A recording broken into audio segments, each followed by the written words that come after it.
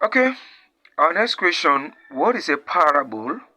Next, why did Jesus Christ speak in parable? And the next question: state any four types of parables. And the next question: narrate the parable of the sower. Narrate the parable of the sower. We begin. A parable can be defined in two ways. Number one, it is an imaginary story containing a spiritual or moral lesson.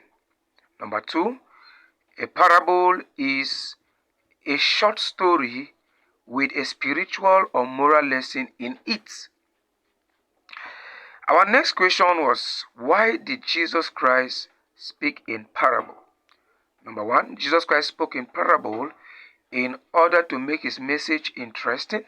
Number two, Jesus Christ spoke in parable in order to expose hidden mysteries to his disciples. Number three, Jesus Christ spoke in parables in order to cause his true followers to understand him, while his opposers will not understand him. Next, Jesus Christ spoke in parables because he wanted to attack the evil of his society, the society of his days, with direct confrontation. Next, Jesus Christ spoke in parables because he wanted the disciples to ask questions.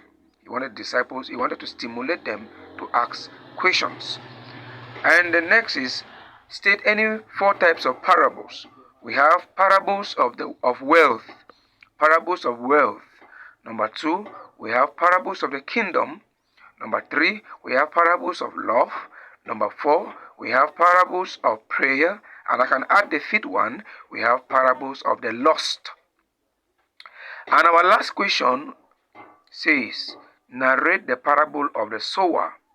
I'm going to give you the parable of the sower and the interpretation Jesus Christ gave to this parable. Jesus Christ said, a certain man went to sow seeds.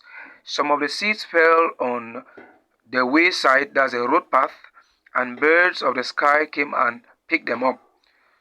The next seeds fell on rocky grounds, and they tried to sprout up, but because of lack of moisture, they withered and died. The next seeds fell on thorns. They tried to grow up, but the thorns choked them up. And the last seeds fell on good soils, and they produced 30, 60, and 100 folds. The disciples did not